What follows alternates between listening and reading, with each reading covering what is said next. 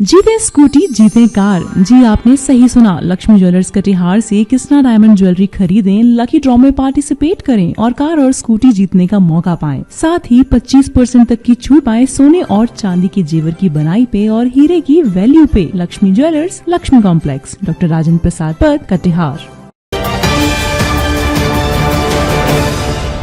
BMW news Bihar के सभी दर्शकों को मेरा प्रणाम।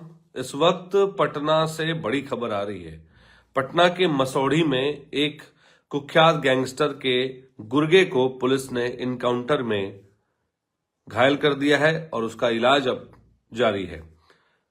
अभी पूरे देश में अगर बात करें तो सिर्फ एक गैंग का नाम बहुत बड़े तौर पे लिया जा रहा है। नाम है लॉरेंस बिश्नोई गैंग, जिसने ना सिर्फ सलमान खान या अन्य एमपी एमएलए के साथ साथ बिहार के चर्चित सांसद पप्पू यादव को भी डरा दिया एक बार को। अब उसके गुर्गे की इनकाउंटर की खबर आ रही है।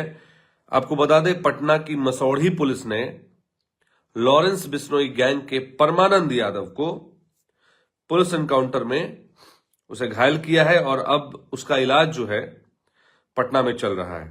तो ये पूरी जानकारी आपको मैं बता रहा हूं लाइव सेशन में। आपको बता दूं, इस परमानंद यादव के ऊपर 24 से अधिक केस दर्ज हैं और आज जब पटना मसौढ़ी की पुलिस ने इसका इनकाउंटर किया है तो उस इनकाउंटर को करने के पीछे पटना मसौढ़ी पुलिस की थाने की पुलिस लगी हुई थी। एक दो नहीं, पूरे थाने की पुलिस लगी हुई थी और एसटीएफ जो है स्पेशल टास्क फोर्स, उन्होंने इस इनकाउंटर को अंजाम दिया है। तो आप समझ सकते हैं कि कितना बड़ा गैंगस्टर होगा जिसे एसटीएफ को इन्वॉल्व होना पड़ा और एसटीएफ जब उसे पकड़ने पहुंची तो वो भाग रहा था और भागने के क्रम में उसकी गाड़ी फिसलती है और गाड़ी फिसलने के बाद वो अंधाधुंध फायरिंग एसटीएफ पे करने लगता है, जिसके बाद एसटीएफ जवाबी कार्रवाई करती है और उसे पैर में गोली लगती है, तब जाके वो पकड़ में आता है। और आपको जानकर हैरानी होगी, 20 किलोमीटर तक एसटीएफ ने इसका पीछा किया है और उसके बाद मुठभेड़ हुई है। तो आपको मैं बता दूं, थोड़ी देर में आपको स्क्रीन पर वो सारी चीजें भी आ जाएंगी। हालांकि आप तक कुछ खबरों के माध्यम से जानकारी आई भी होगी, लेकिन आप समझिए कि ये जो पूरा गैंग है, ये बता रहे हैं कि सिटी एसपी जो है पूर्वी पटना के परिचय कुमार, जो सिटी एसपी है, उन्होंने बताया कि बेउर थाना पुलिस ने कुछ बदमाशों को बुधवार की देर रात पकड़ा था, लेकिन एक अपराधी पुलिस को चकमा देकर जहानाबाद की ओर भागने लगा और ये वही अपराधी है परमानंद यादव जो चकमा देकर भाग रहा था।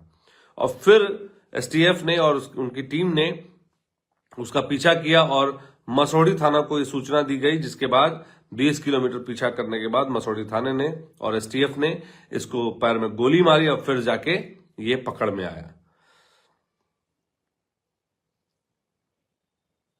और इसमें और भी आपको मैं बता दूं कि ये जो परमानंद यादव है, बिहार और झारखंड में दोनों मिलाकर के करीब 24 से अधिक मामलों में इसके ऊपर केस दर्ज है। और कोई राहुल सिंह है, उनका भी गैंग ये देखता है।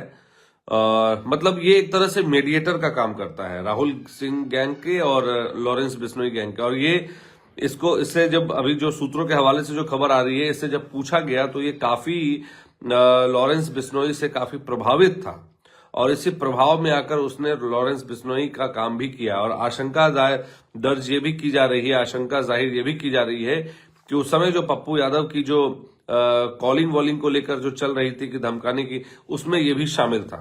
अब देखने वाली ये तो सूत्रों के हवाले से खबर आ रही है, अब देखते हैं क्या होता है। कि आज सुबह सुबह यहाँ पुलिस के साथ एक अपराधी में क्या इनकाउंटर हुआ है। इनकाउंटर में उससे पहले गोली लगी है। घटनाक्रम पूरी तरह इस प्रकार है कि कुछ अपराधकर्मी बेउर थाना के द्वारा पकड़े गए, उसमें से एक अपराधकर्मी जहानाबाद की ओर भागने लगा। इस बात की सूचना बेउर के द्वारा मसौढ़ी थाने को दी गई। सूचना मिलने के उपरांत मसौढ़ी ने स्ट्रेटेजिक लोकेशन पे वाहन चेकिंग लगाए।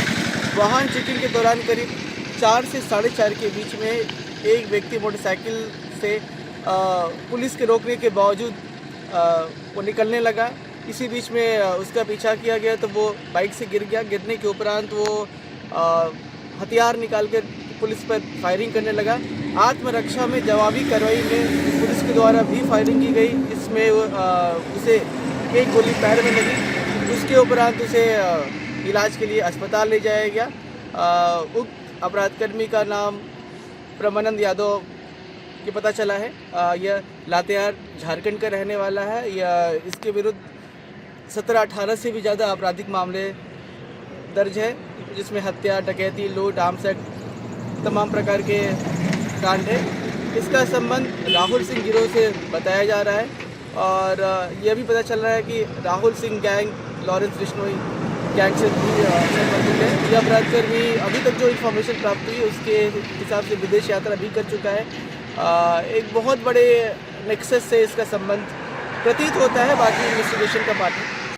और अब जो है पुलिस जो है कुर्की जब्ती भी कर रही है। अच्छा, परमानंद यादव के बारे में आपको बता दूं, जो खबर आ रही है, इनके चाचा नक्सली थे और प्रतिबंधित उग्रवादी संगठन झारखंड संघर्ष जन मुक्ति मोर्चा के लिए काम किया करते थे।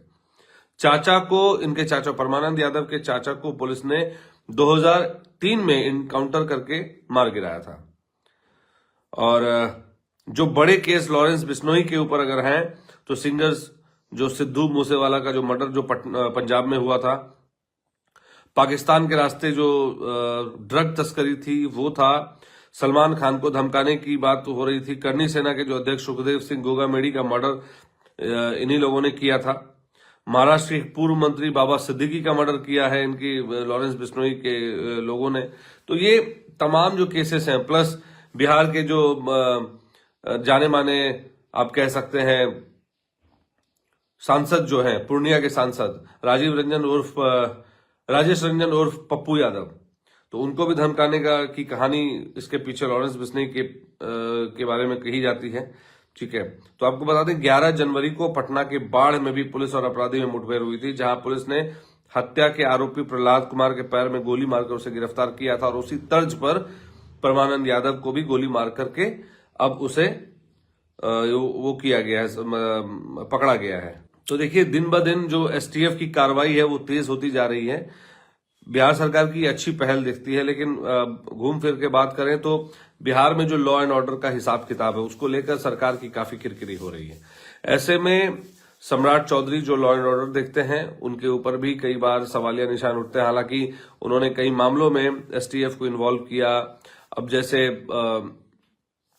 अब नीट छात्रा केस की बात अगर करें तो वहां पे उन्होंने एसआईटी का गठन किया, उन्हीं के आदेश पर एसआईटी का गठन हुआ और बड़े अधिकारी अब उसकी जांच कर रही है। लेकिन अगर ओवरऑल की बात करें बिहार में जिस तरह से माहौल कुछ दिनों में बिगड़ा है, देखिए बिहार में पहले भी जो घटनाएं होती थी तो उस समय नेटवर्क का इतना साधन नहीं था, लोगों तक बात नहीं पहुंच पाती थी और लोग समझते जब घटना हो जाती थी उसका सब कुछ निपटारा, तब लोगों के पास जानकारी पहुंचती थी कि हाँ भाई एक घटना हुई थी, ऐसे ऐसे अपहरण हुआ था या किडनैपिंग हुई थी या मर्डर हुआ था, इस तरह की घटना। लेकिन आज की जनरेशन की बात करें, आज के टाइम की बात करें तो हर किसी के हाथ में मोबाइल है, इंटरनेट है और घटना होती है कि तुरंत आपके तक खबर चली जाती है।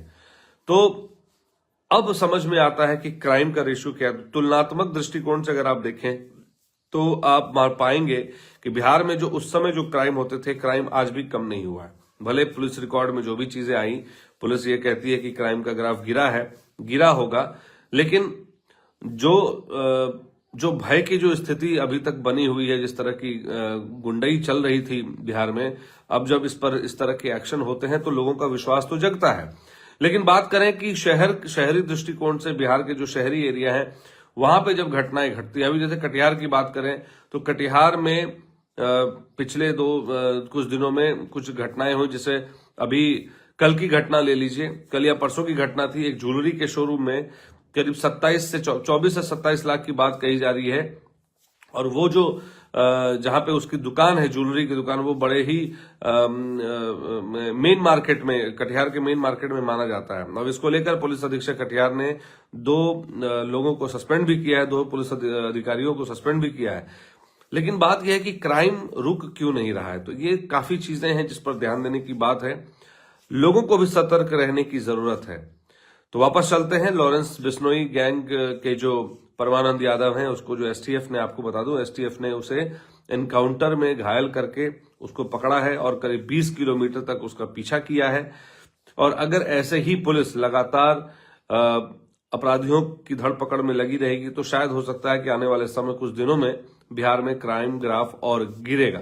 अब आप इस बात को लेकर अपनी क्या राय रखना चाहते हैं, आप अपने कमेंट, अपने जवाब कमेंट के माध्यम से हम तक पहुंचाने का प्रयास करें। हम आपको लगातार ऐसे ही अपडेट देते रहेंगे।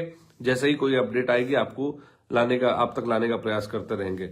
बिहार के BMW न्यूज बिहार के तमाम दर्शकों को एक बार फिर से बहुत बहुत धन्यवाद लाइव में जुड़ने के लिए। Thank you so much. तमसो मां ज्योतिर्गमय गुरुकुल शिक्षा मंदिर संस्थान के साथ बनाए अपना भविष्य। रेगुलर और प्रोफेशनल कोर्सेज, सेकेंडरी और senior secondary courses, law, teachers training courses, pharmacy and nursing के साथ पैरामेडिकल में डायरेक्ट एडमिशन पाए। वेबसाइट विजिट करें या दिए गए नंबर पर कॉल करें। हमारा पता है गुरुकुल शिक्षा मंदिर संस्थान, कल्याण चौक, DS कॉलेज रोड, कटिहार। हमारा वीडियो अगर आपको अच्छा लगा हो तो आप हमारे वीडियो को लाइक करें, शेयर करें और हमारे चैनल को सब्सक्राइब जरूर करें।